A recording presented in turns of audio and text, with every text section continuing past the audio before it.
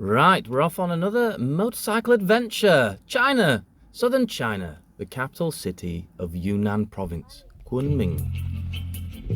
And here we are at the Hump Hostel and Hotel in the centre of Kunming, having just finished a family holiday in Shaanxi. What an absolutely ridiculously beautiful place.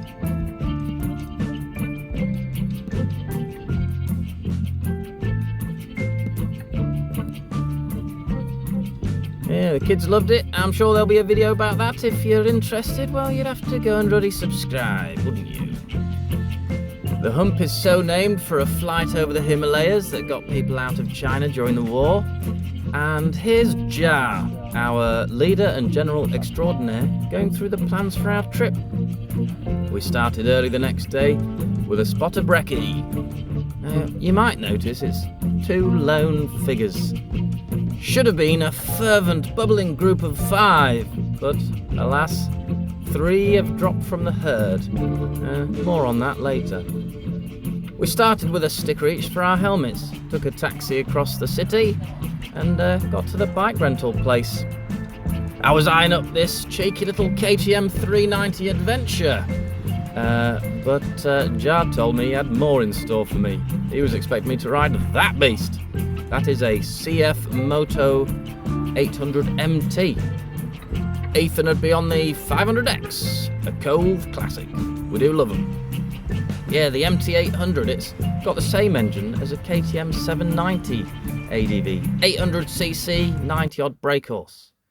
Now, Matthew dropped out because of COVID, Andy dropped out because of COVID, Hunter's entire family were on the sick, so he had to look after them, which left my good self and Big Heath to take on the southern Yunnan motorcycle adventure.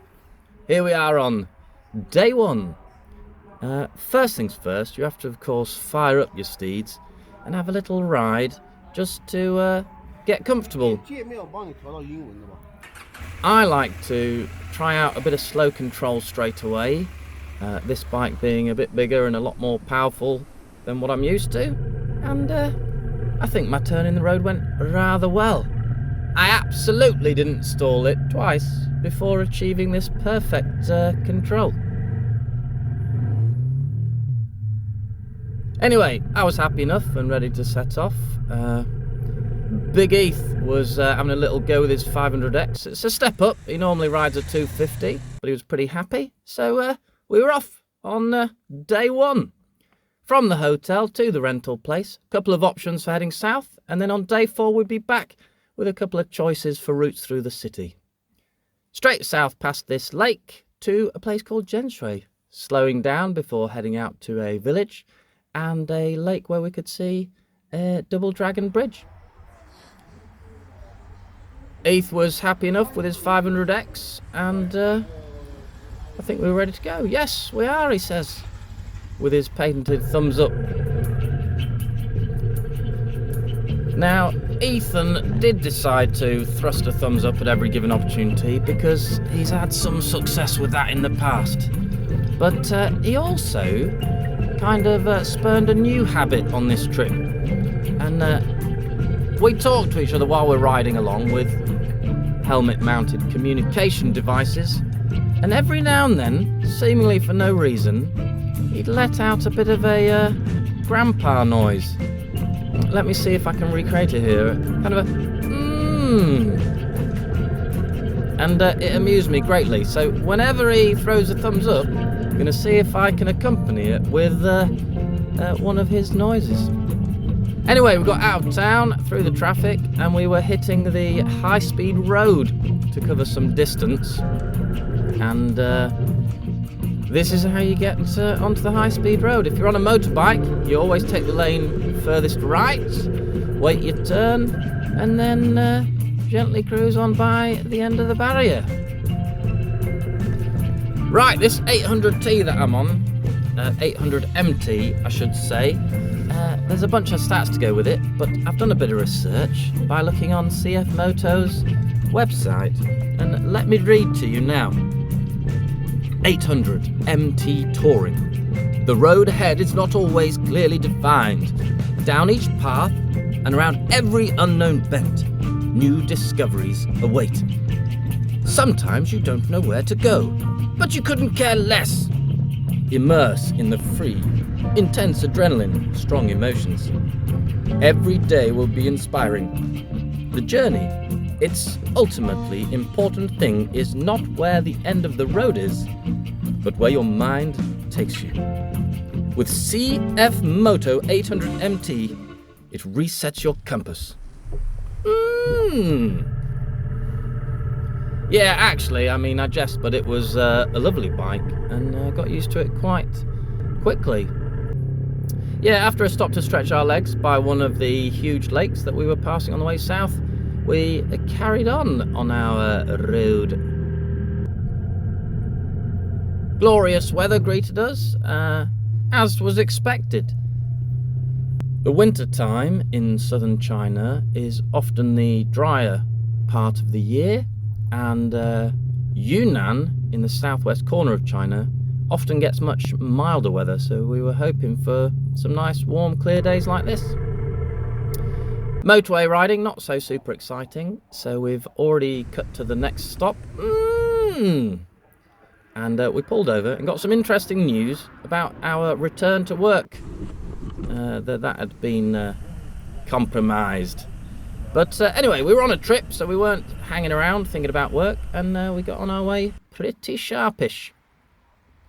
Here we've arrived in Zhenshui, and this is our first hotel for the night. Not bad at all, but not really our style. Ethan and I prefer the more characterful accommodations. Sky, yes!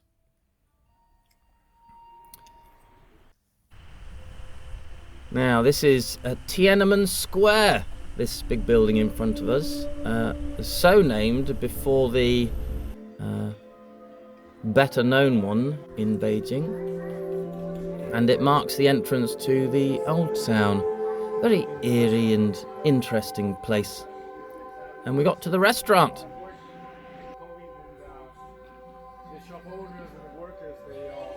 Yeah, Jard planned a lovely place for us to eat, but COVID was ravaging China at this time and there was no one around to serve us any food. Except for this guy, but I wasn't sure I wanted to get any food from him. Anyway, some interesting quasi-pedestrian areas that we could ride through, and we eventually did find a nice spot for lunch. Very authentic. I'll give you one guess what it was we ate. Noodles.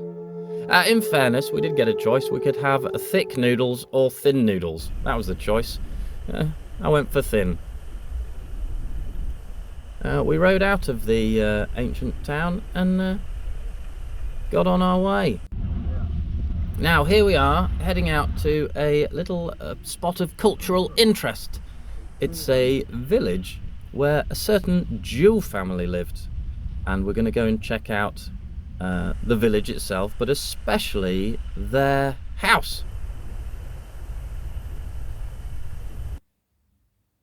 I believe it was a pair of brothers that built it, and they made a fortune in tin mining.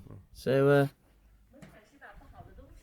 here we go. This is a traditional Chinese door trap. Door trap is... Yeah, door trap keeps out the evil spirits, doesn't it?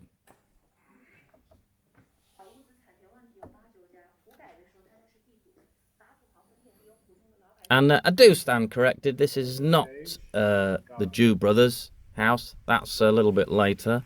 This is the Zhang family house. Water feature inside the house with a stage for theatre performances.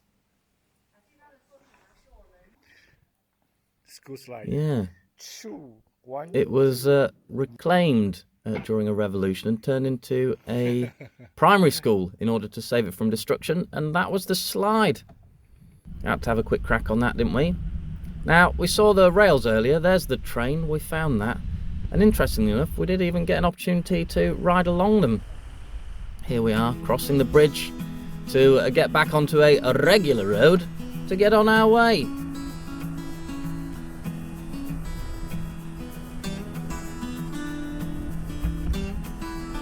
We do so enjoy these little diversions. I think that's a big part of adventure riding. You know, one part is getting into the wild blue yonder, but also finding these weird little nooks and crannies along the way. And they might be in a very urban area.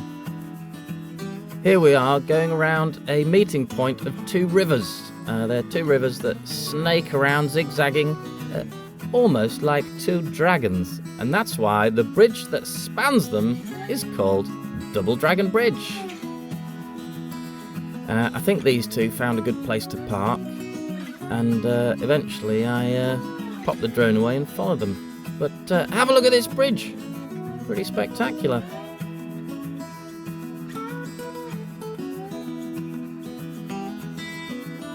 I do so wonder what's inside that house there in the middle of the bridge.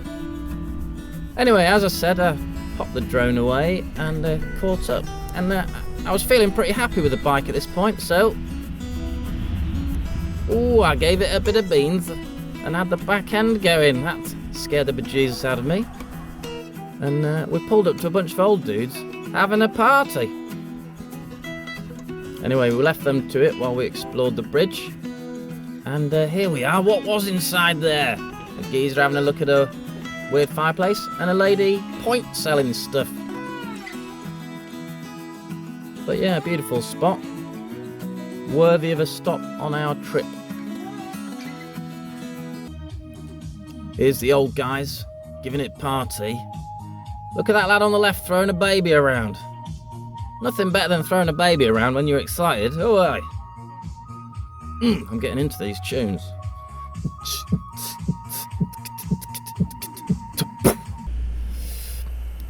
Anyway, we couldn't hang around partying with the old folks all day. It was time to get back to the hotel. And right next to it, there was a supermarket. So we thought we'd invest in some beverages. And here's a Hello Sunshine American Colson's. So we had to buy one of those. Seemed better than the milk beer, whatever the heck that is. We stashed those in the room and got down to the Jew family gardens that I mistakenly mentioned earlier. Now, believe it or not, I've actually done a little bit of research.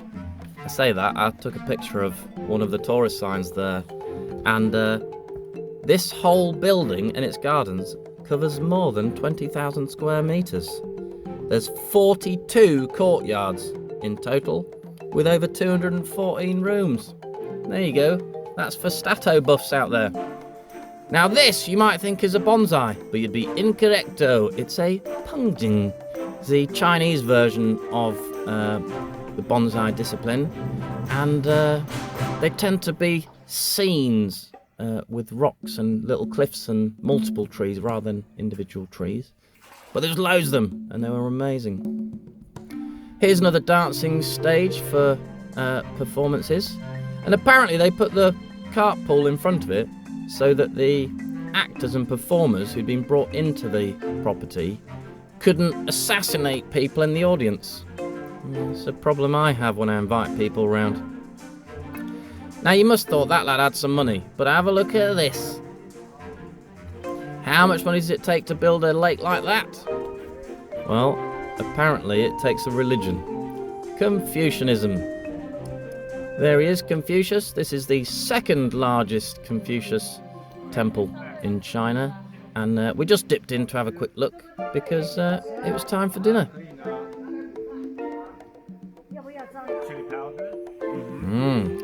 We enjoyed the tofu. That grilled tofu is pretty standard, it seems, in southern Yunnan. We came across it several times. But it was time to get down to the real business. We'd had our dinner, lovely, and it was time to have a good old American Colson's beer. Look at it, so American. Red, white and blue. I'm a little bit scared to drink this now. Yes, and it says United States on it. I like how the top is like totally featureless as well. It's all smooth. Cheers, you've gone for a taste test already. Oh, that face said a lot. It's also not good. Absolutely perfectly censored, I think. Thank you very much. Have a good one and see you on day 2.